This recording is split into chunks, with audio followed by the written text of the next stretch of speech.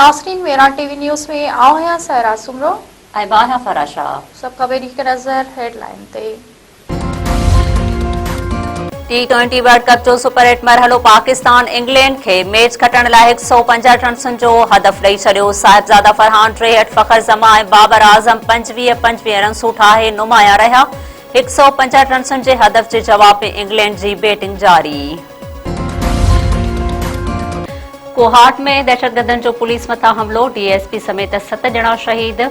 शकरदुरा road ते police mobile मथां दहशतगर्दनि जी firing, DSP वाहिद महमूद समेत 6 अहलकार शहीद, 3 अहलकार ज़ख़्मी। हिकु वाटहड़ू शख़्स बि मारिजी वियो। DPO कोहाट जो चवणु आहे त दहशतगर्दनि हमले बाद पुलिस मोबाइल खे बाहि ॾेई छॾी।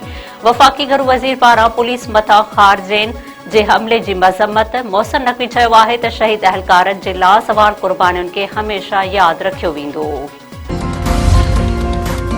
बानी PTI जी अखि जो ॿीहर इस्लामाबाद जी पम्स इस्पताल में मुआइनो। अॻूणे वज़ीर आज़म खे राति जो देर सां अडयाला जेल खां इस्पताल मुंतक़िल कयो वियो। पम्स इस्पताल इंतज़ामिया जो चवणु आहे त बानी PTI खे अखि जे इलाज जे फॉलोअप लाइ इस्पताल आंदो वियो हुयो। बानी PTI खे इंजेक्शन जो ॿियो डोज़ लॻायो वियो। इस्पताल इंतज़ामिया जो वधीक चवणु आहे त इलाज जे प्रोसीजर लाइ बानी PTI जी रज़ामंदी हासिल कई वई। प्रोसीजर खां अॻु माहिर डॉक्टरनि जे बोर्ड संदसि मुआइनो कयो। बानी PTI खे ज़रूरी हिदायतुनि ऐं दस्तावेज़नि सां गॾु डिस्चार्ज कयो वियो।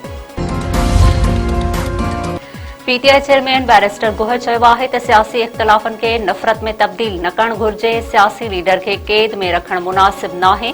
सियासत में बहितरीअ लाइ सभिनी खे गॾु विहणो पवंदो। सुप्रीम कोर्ट ॿाहिरां मीडिया सां ॻाल्हाईंदे बैरिस्टर गोहर ख़ान वधीक चयो आहे त बानी PTI जे तिबी मुआइने खां पोइ इतला ॾिनो वियो। ॿुधायो वियो त बानी PTI खे इंजेक्शन लॻाई वई आहे। हुन जी सिहत बहितर आहे। पार्टीअ जो मुतालबो इहो आहे त जेको घर भातियुनि जो मुतालबो आहे, बानी PTI खे शफ़ा इंटरनेशनल इस्पताल मुंतक़िल कयो वञे। सिंध काबीना रमज़ान दौरान आम वापे जे शयुनि जे अघनि ते ज़ाब्ते जी हिदायत करे छॾी। वॾे वज़ीर सईद मुराद अली शाह जी सदारत हेठि काबीना जो इजलास। अघनि ते ज़ाब्ते लाइ DCs ऐं ACs खे मैजिस्ट्रेट जा इख़्तियार ॾियण जो फ़ैसिलो। कराची जे रोडनि जी मरम्मत ऐं बहालीअ लाइ 8 अरब 25 करोड़ रुपया जारी। हैदराबाद म्यूनिसिपल कारपोरेशन लाइ 5 अरब 20 करोड़ रुपयनि जी ग्रांट मंज़ूर। वॾे वज़ीर सईद मुराद अली शाह चयो आहे त आम वापे जे शयुनि जे अघनि ते ज़ाब्तो आणण लाइ समूरा घुर्बल क़दम खंया वञनि। रमज़ान दौरान वधीक अघ वठंदड़ मुनाफ़िक़ोरनि ख़िलाफ़ कार्रवायूं कयूं वञनि। घोटकी जे रावंती कच्छे में पुलिस ऐं रेंजर्स जो ऑपरेशन जारी। बदनाम धाड़ियल राहिब शर समेत ॿियनि ॾोहारियुनि हथियार फिटा करे पाण खे कानून हवाले करे छॾियो। हथियार फिटा कंदड़नि धाड़ियलनि में ज़हूर शर, मिली शर, मोरियो शर ऐं नादिर शर बि शामिल। पुलिस अमलदारनि जो चवणु आहे त कच्छे वारे इलाइक़े में अमन अमान जी सूरतहाल बहितर थियण ताईं ऑपरेशन जारी रखियो वेंदो। ॾोहारी हथियार फिटा करे पाण खे कानून हवाले कनि। Sindh bar council governor Sindh खे हटाइण जो मुतालबो करे छॾियो। सिंध बार काउंसिल जो चवणु आहे त गवर्नर सिंध कामरान 3 सूरी सियासी सरगर्मियुनि में मुलविस आहे। आइन जी भञकड़ीअ ते गवर्नर सिंध खे उहिदे तां हटायो वञे। गवर्नर सिंध जे तकरारी बयान ख़िलाफ़ मलीर, दादू ऐं ठटे में वकीलनि पारां अदालती कार्रवाइयुनि जो बाइकाट।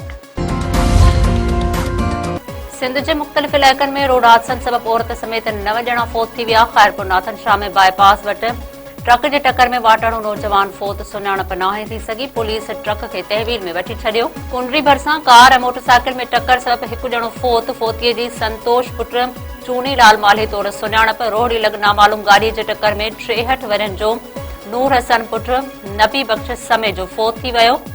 नएं देरे भरिसां रतोदेरो रोड ते मज़दा ऐं मोटरसाइकिल विच में टक्कर। नारी शमशाद धीअ ग़ुलाम शबीर लगारी फ़ौत थी वई, 2 ॼणा ज़ख़्मी।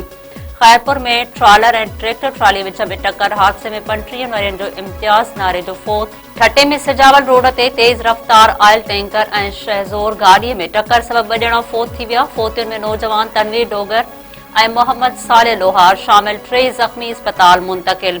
कानपुर में डंपर जे टक्कर में मोटरसाइकिल सवार औरत समेत 2 ॼणा फ़ौत, नींगर ज़ख़्मी थी पियो। हादसे में बसमात शाहिद आज़ाद निसार जागीराणी ऐं अली नवाज़ जागीराणी फ़ौत थी विया। ज़ख़्मी थियल नींगर गणती जोगी हालत में इस्पताल मुंतक़िल।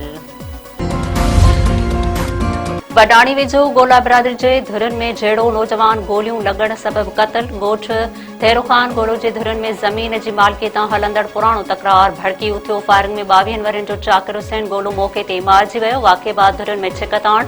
धुरन में हलंदड़ तकरार तां अॻ में बि 2 ॼणा क़तल थी चुका हुआ।